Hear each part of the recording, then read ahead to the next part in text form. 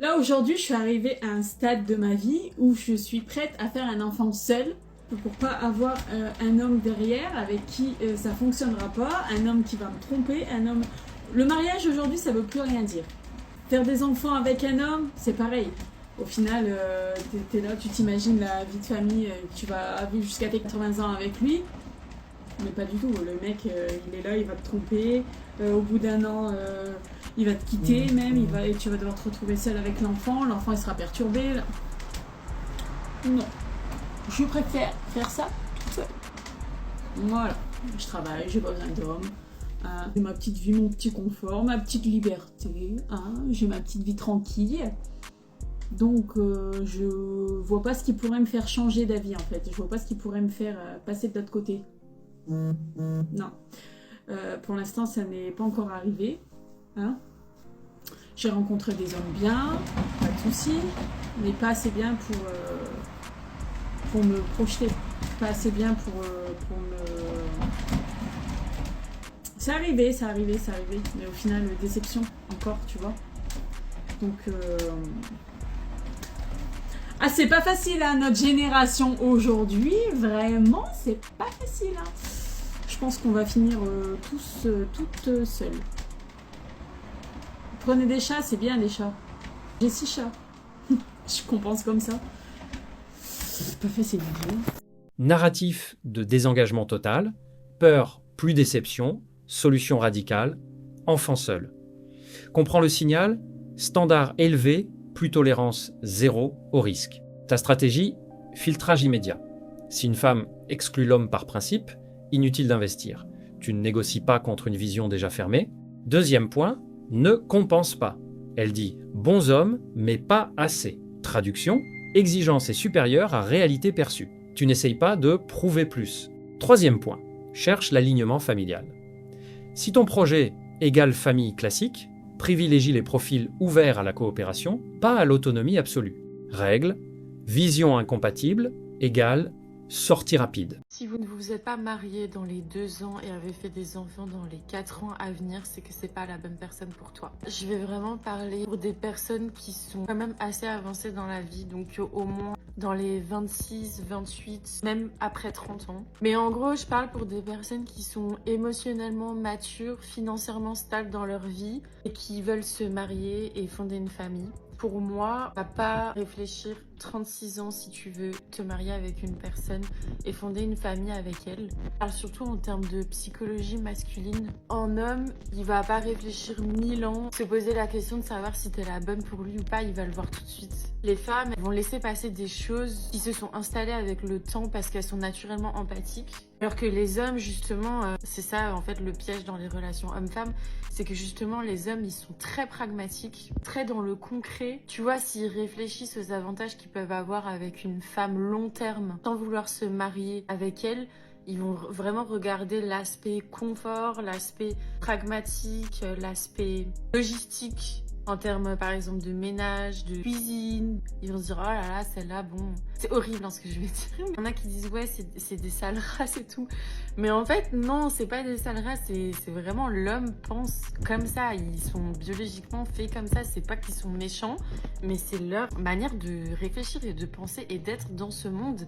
Ils vont se dire « Oh, bon... » C'est horrible ce que je vais dire. Mais ils vont se dire inconsciemment « Je l'aime pas, mais elle est utile. » C'est horrible. Mais je te jure, c'est la vérité. Je l'aime pas, mais elle est utile. Elle fait les... elle fait mes lessives, elle fait le ménage. Bon, si je la quitte, faut que je recommence tout avec une autre. Flemme. Vraiment, les filles, juste ne soyez pas empathiques avec les hommes parce que eux, ils seront absolument pas empathiques avec vous. Genre, commencez pas à leur donner des excuses. Genre, vraiment, ne faites pas ça parce que ça, c'est le drame. Genre, vous allez creuser votre tombe. Je sais pas quoi, il a fait ça, il était dans la merde de ça et tout. Ne faites pas ça. Ils aiment déjà le challenge. Mais ils aiment surtout que vous soyez dur avec eux. Pourquoi? Parce que eux, ils veulent être avec une femme déjà qui se respecte. Comme les enfants, ils vont vous tester aussi. Ils vont tester vos réactions. Ils vont voir jusqu'où ils peuvent aller. Et si vous les laissez aller trop loin, ils vont se dire, vous le stoppez pas en gros. ils vont se dire inconsciemment mais cette nana elle se respecte pas. Je suis vraiment désolée si j'ai trigger certaines personnes, certaines femmes dans le couple. Cette vidéo c'est pas du tout pour but de vous mettre le seum. Il y en a qui sont vraiment cons, mais à la fois ils sont quand même intelligents parce que tout ça c'est du domaine de l'inconscient chez eux. Mais quand ils vont rencontrer une femme qui a par exemple de la dépendance affective, ils vont rencontrer la femme, ils vont tester ses réactions. En gros, ils vont capter si elle se respecte pas. Ils vont le capter très très rapidement. Genre, on peut dire ce qu'on veut sur les hommes, parce que quand même, il y en a qui sont vraiment cons. On peut dire c'est des connards, on peut les insulter de tous les noms, mais s'il y a bien un truc qu'un homme sait faire, c'est repérer les red flags chez une femme, et ils vont assez vite comprendre si t'as été éduqué avec des schémas comportementaux malsains, ce avec quoi tu triggers dans ta vie en fait. Alors qu'ils ont aucune formation psychologique, hein. Ils ont pas fait d'études. Même le plus teubé des mecs, celui qui a vraiment le gros teubé quoi, va savoir reconnaître une meuf comme ça. Et souvent, quand on essaie de cacher quelque chose à quelqu'un, c'est pas dans les grosses actions qu'on le voit, c'est vraiment dans les micro-réactions, les micro-comportements. Donc tout ça pour en revenir à mon sujet de base, s'il ne s'est pas marié avec toi, s'il ne s'est pas engagé, ou s'il n'éprouve aucun souhait d'engagement, s'il n'a même pas jamais entamé le sujet, c'est la réponse qui va pas te plaire, il veut pas s'engager avec toi. Quand t'as pas assez développé ta personne et que par exemple on te dit des choses qui te plaisent pas, les femmes elles peuvent être hyper têtues quand ça touche leur ego. Ok, je suis peut-être pas dans une bonne relation et je suis peut-être dans le déni et peut-être que je me raconte des histoires et peut-être que juste je devrais me poser 2 secondes et me dire que je suis pas dans une bonne relation et que le mec ne me respecte pas en fait. Souvent, ça relève de leur expérience, de leur éducation. Soit elles sont pas capables de le voir, soit elles le voient, mais elles sont dans le déni et elles continuent à se raconter des histoires parce que ça ferait trop mal de regarder la vérité en face. J'ai entendu que le couple Lookbook Bali avec Chris, c'est une femme, je l'adore, je la suis depuis des années. Quand elle a annoncé sa rupture sur les réseaux sociaux, ça m'a grave fait de la peine pour eux. Alors ok, je suis pas dans leur couple et tout, je connais pas les tenants, les aboutissants. Mais j'avais un peu, dans leurs vidéos précédentes, j'avais un peu senti la vibe déjà. Je sais pas comment elle s'appelle en fait. Elle connaissait pas son père ou quelque chose comme ça. Et les femmes qui ont des pères, dire qui sont absents émotionnellement, elles ont développé vraiment ce truc de... je suis capable de tout faire, je suis capable de tout porter, je demande rien à personne. Et c'est horrible, mais elles n'ont pas appris à demander plus émotionnellement que ce qu'elles pourraient avoir droit. Et c'est pour ça que ça m'a grave fait de la peine. Genre vraiment, ça m'a vraiment touchée. Raccourci dangereux, timeline imposée, égale pression artificielle. Le mariage n'est pas un chrono, c'est un alignement réel, valeurs, vision, stabilité. Ta stratégie, juge par les actes, pas par le délai. Un homme peut retarder pour des raisons valides, finances, projet, ou refuser car incompatibilité. Ne laisse personne définir ton timing. Deuxième point, évite le rôle utile mais pas choisi. Si la relation est confortable mais sans projection claire, après un temps raisonnable, clarifie puis tranche. Troisième point, cadre bilatéral, engagement égal, décision des deux, pas ultimatum déguisé. Règle, pas de progression concrète, discussion claire, décision. Il a pas Insta, il a pas Snapchat, il a pas TikTok, il a rien du tout. Il est hors de question qu'il ait les réseaux. Il a les miens, c'est bien déjà. Il y a beaucoup à gérer. Voilà. Et à savoir, je vois que vous aimez bien mon mec. Il est beau parce que je l'ai rendu beau. Parce qu'il n'était pas comme ça. Il n'était pas beau. Il n'était pas beau, il sortait avec des filles pas belles. Ça va, maintenant t'es beau. Et maintenant c'est mon mari, marié. S'il part, il est dans la merde. Et vous aussi parce que je le plume. Parce qu'il a rien, sinon je vais le plumer comme ça. Et mon enfant va te tuer. Cas clair de contrôle coercitif. Isolement, pas de réseau. Appropriation, je l'ai fait. Menace, juridique, plus physique. C'est pas de l'amour, c'est de la domination. Ta stratégie, zéro tolérance. Un homme garde ses canaux, amis, réseau, ressources. Si une partenaire exige l'isolement, tu refuses immédiatement. Deuxième point, ne doit rien. Si elle dit t'avoir construit, elle cherchera à te facturer via contrôle ou divorce.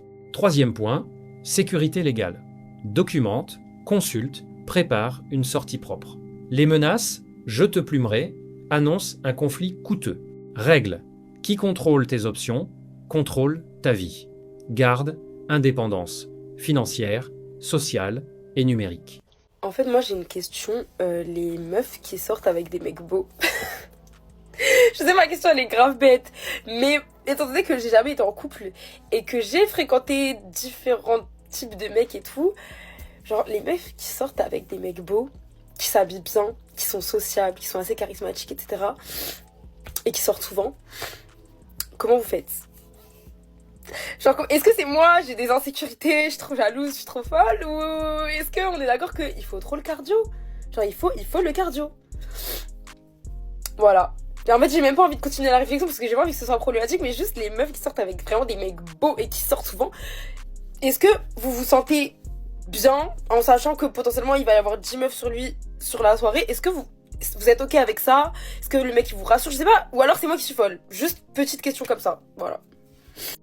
Elle décrit une réalité simple, un homme à forte valeur attire. Et plus il attire, plus il génère de l'insécurité chez certaines femmes. Ta stratégie, assume ton marché. Si tu es séduisant, social et visible, tu dois poser un cadre clair. Sans cadre, chaos, jalousie, conflit. Deuxième point, ne sur-rassure pas. Trop rassuré égale perte de valeur. Tu montres par tes actes, cohérence, constance, pas par des promesses. Troisième point, sélection inverse. Une femme incapable de gérer la concurrence implicite n'est pas adaptée à un homme exposé. Ce n'est pas à toi de te réduire pour la rassurer. Règle, attraction élevée égale responsabilité de cadre élevé. Sinon, tu subis. Les filles, le type d'homme que vous recherchez n'existe pas. Ou alors, c'est un Pokémon rare. Vous avez le droit d'avoir des critères. Tout le monde a des critères. D'ailleurs, les hommes ont énormément de critères qui sont généralement des critères qui sont très physiques. Maintenant, il faut savoir faire la différence entre ce que vous voulez et ce que vous pourrez avoir avec la réalité, entre guillemets, du marché. C'est-à-dire que c'est très mathématique, c'est très logique. S'il y a 10% de la population qui gagne plus de 3400, 3500 euros net, ça veut dire que vos chances de rencontrer ces personnes-là sont quand même assez fines. Sur ces 10%, on a peut-être 6, 7, 8% d'hommes qui ont généralement en plus de 40, 50 ans. Et en plus, vous allez ajouter vos critères physiques. Donc, vous allez chercher un homme noir, blanc, arabe, grand, petit, gros, maigre. Donc, forcément, vos chances se réduisent. Donc, si je prends l'exemple d'un homme noir, grand, qui gagne plus de 3500 euros, qui est sportif, c'est presque, même 1%, c'est beaucoup. Donc c'est pour ça que je dis, et en plus, d'ailleurs, pardon, ces personnes-là ont souvent le choix, donc il faudrait aussi qu'ils vous choisissent. Donc c'est pour ça que je dis que il faut être réaliste. Tout le monde ne va pas finir sa vie avec quelqu'un qui gagne plus de 3500 euros net. Vous avez le droit d'avoir des critères, mais il faut aussi prendre en compte la réalité de ce qui existe, de ce qu'il y a réellement en France. Lecture correcte. Rareté, plus concurrence. Les profils cumulant revenus, physique et statut sont minoritaires et très demandés. Ta stratégie joue sur l'asymétrie. Monte un ou deux leviers forts, physique plus revenu ou statut social plus réseau. Le cumul parfait est rare, mais un avantage clair suffit pour te positionner. Deuxième point, choisis ton marché. Environnement, âge, cercle social influence plus que les applis. Va là où ta valeur est visible. Troisième point, ne poursuis pas hors de ton range actuel sans upgrade réel. Sinon, frustration. Règle, rareté crée le pouvoir, mais le pouvoir se construit. Devient rare sur un axe précis. Tu manges à ta faim, arrivé. Oh, arrête, Ah, c'est pas une histoire. Toi, tu manges, tu payes pas. C'est quoi ça? C'est quelle histoire ça? Ça va pas quoi? Va là-bas. Ah, dindon. Dinguerie, ça câble. Premièrement, les raclis, tu vois, vous voyez quand vous sortez dehors avec des garçons, ayez de l'argent dans les poches. On n'est pas des banques. Personnellement, moi, je suis pas une banque. Maintenant, c'est quoi? Moi, je vais sur Paris. Là, il y a quelques jours, j'étais sur Paris. Tu sur Paris, tout ça, je pète un gars à moi. T'as capté? Je pète un gars à moi, il m'appelle, tout ça, il me dit, Pablo, là, je vais délirer. Oh, c'est comment on ramène des gadgets. Ok, je fais quoi? Je ramène des gadgets. On va péter les gadgets. T'as capté? Moi, j'ai ma gadget, lui, il a sa gadget. Donc, 2 gadgets, 2 man. Hey, combat. Maintenant, c'est quoi? On monte sur Paname, tout ça. Moi, j'étais déjà avec une gadget, t'as capté ou pas? Qui fait que nous, on devait aller péter la pote à la gadget, à ma gadget, là, que j'étais avec. T'as capté ou pas? Donc, on fait quoi? On va péter sa pote sur Paname. Ok, elle a monté, elle a change, tout ça. Elle revient dans la voiture, tout ça. Fou, on se barre, on va péter sa pote. On attend, on bâtit sa pote. On attend. Ding, ding, ding, ding, ding, ding. Déjà, moi, premièrement, câblage. Câblage, sa pote, elle nous fait trop longtemps attendre. T'as capté? On a attendu 1 heure, câblage. Elle me fait attendre 1 heure. Maintenant, elle arrive. Moi, je suis fâché dans la voiture. Ça calcule même pas. Elle me dit bonjour. Je vois sa ganache, tout ça, lunettes, tout ça. Je dis, elle est pas mal, sa pote, quand même. Elle est pas mal. Jusqu'à ici. Jusqu'à là, tout va bien. Tout va bien. Maintenant, là, on est sur Paname, tout ça. La file, c'est quoi? De profiter de la soirée. T'as capté? Pour soit partir dans un bar, tout ça, se poser tranquille. T'as capté ou pas? Partir dans un bar, se poser tranquille. Après, on rentre chez nous, ou soit on va, voilà. Tu connais comment ça se passe les soirées de nuit. Voilà, je vais pas faire des films, des dessins. Je vais pas faire des dessins. Bon, tu connais les soirées de nuit, t'as capté? Ok, on va dans un bar, Champs-Élysées, sur les Champs-Élysées, je sais plus comment ça s'appelle le bar. Putain, what the fuck. Bref, on va sur les Champs-Élysées. Et maintenant, c'est ça la dinguerie. Yeah, carrément rester branché, mon ref. C'est hard. La dinguerie, c'est quoi? On va sur les Champs-Élysées. Déjà, on va dans un endroit. Moi, j'aime pas l'endroit, t'as capté? Donc, moi, je fais comprendre aux gens, non. La raclée qui nous a fait attendre, elle nous dit, mais je connais un truc, sur les Champs-Élysées. Viens, on va sur les Champs-Élysées. Ok, tu vois comment on a pas, Champs-Élysées? On va sur les Champs-Élysées, t'as capté? On va sur les Champs-Élysées, on se pose, il faut savoir que moi je bois pas d'alcool. T'as capté? Dès qu'on arrive dans le bar, tout ça, non. Vas-y, moi j'avais pas envie de boire, t'as capté? En vrai, j'ai pas envie de boire. Moi je voulais juste faire ma soirée après. Le reste, vous connaissez déjà. T'as capté ou pas? Donc je suis là, je parle, tout ça, non. Serveur il vient, il dit bon, vous voulez quoi, chacun pense ce qu'il veut. Arrivé à moi, je fais comprendre au serveur, j'ai pas envie. Il me fait comprendre, vous êtes obligé de consommer. Ce qui fait que moi je lui dis, passez-moi du vin. T'as capté? Et moi je bois pas d'alcool. Même le vin, je bois pas. Faut voir comment il est le vin. Le vin il est rempli comme ça. Je vais faire ça. Goutte. Quand j'ai bu 3 gouttes, j'étais pété, frère. Carrément, réalise, c'est hard. 3 gouttes pété de vin. Réalise, pété de vin, carrément, c'est hard. Maintenant, c'est quoi? Et c'est vraiment vrai, hein. Pété de vin, j'étais pété, c'est pas. J'étais pété, moi. C'est parce que je bois pas d'alcool, je fume plus de bédo, frère. Réalise. Maintenant, c'est quoi? On fait la soirée? Faut savoir, écoutez bien. Suivez bien, en fait, il faut bien suivre. Maintenant, vu que moi j'ai ramené les gadgets, mon gars, il veut me faire plaisir. Il me dit, vas-y, je te paye. T'as capté? Il me passe un billet. Je peux me payer tout seul, mais il me passe un billet. T'as capté? Il me passe un billet, le vin, il était à 9 euros. 9 euros, il me passe 10 balles. Donc, c'est lui qui me sécurise. T'as capté? Pour le vin, c'est lui qui me sécurise. Donc, il me sécurise ou qu'il me sécurise pas, je m'en fous, je vais payer mon truc. Maintenant aussi, dans la file, c'est quoi? Moi, je gère ma gadji, lui, il gère sa gadji. Maintenant, dès qu'on arrive dans le bar, j'ai pas tout dit. Dès qu'on arrive dans le bar, la gadji, elle enlève ses lunettes. Zambé Shrek. Shrek. Dégueulasse, elle est morte. Comme ça. Réalise comment tu gadji. Carrément, dès qu'elle a enlevé ses lunettes, j'ai dit, voilà, j'ai le seum. Qu'est-ce que je fais là, frère? Qu'est-ce que je fais là, frère? Frère, t'expliquer un truc. Quand tu couches avec une personne ou quand tu fais des trucs, il faut qu'elle t'attire un peu, tu l'as vu. Mais tranquille. Et c'est ça que j'ai réalisé, c'est toujours les meufs, ils parlent trop. Non, allez, on est autour de la table, tout ça, on parle de tout et de rien. Moi, je la vois, je commence à câbler, et tout, moi, je mets tranquille. Tu vois, elle me parle, vas-y. Je peux pas niquer le mood, donc vas-y, je parle avec elle aussi. Mais je vois qu'elle veut trop être meuf. Reste dans ton coin, moi, j'ai déjà ma gadji. Reste dans ton coin, moi, c'est pas toi, moi, c'est pas toi. Arrête de vouloir me faire des jeux. Je sais que BG, mais tranquille. T'as capté aussi mon pote BG. T'as capté? Et maintenant, c'est la dinguerie. Si. Maintenant, ok, on est là, tout ça, Maintenant, moi, j'ai pas mangé. Mon pote, il a pas mangé. Ma meuf aussi, elle a pas mangé. T'as capté? Que nous, on avait déjà mangé. Maintenant, elle avait pas mangé. Elle fait quoi? Elle commande un plat. Ok. Mon gars, il fait quoi? Il lui glisse un billet. T'as capté? Il lui glisse un billet pour qu'elle prenne son plat. T'as capté? Maintenant, le billet que mon pote, il lui glisse, elle, au lieu de prendre un plat au budget du billet que mon pote lui a donné, elle a pris un plat. Non, on va y arriver. Il donne le billet, tout ça, elle prend son plat. Moi, je la vois, elle mange. Scène classique. Absence de cadre égale dérive immédiate.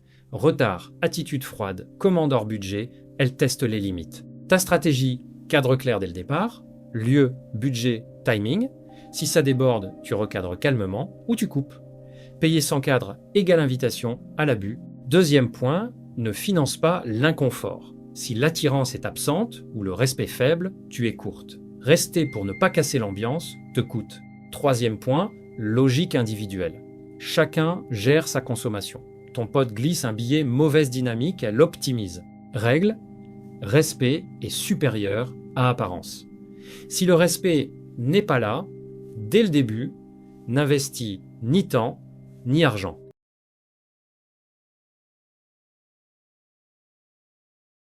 Si cette analyse t'a parlé, alors ne bouge pas. La vidéo qui s'affiche à l'écran en ce moment va sûrement te plaire. Clique dessus maintenant pour ne pas rater la suite. Reste lucide, on se retrouve de l'autre côté.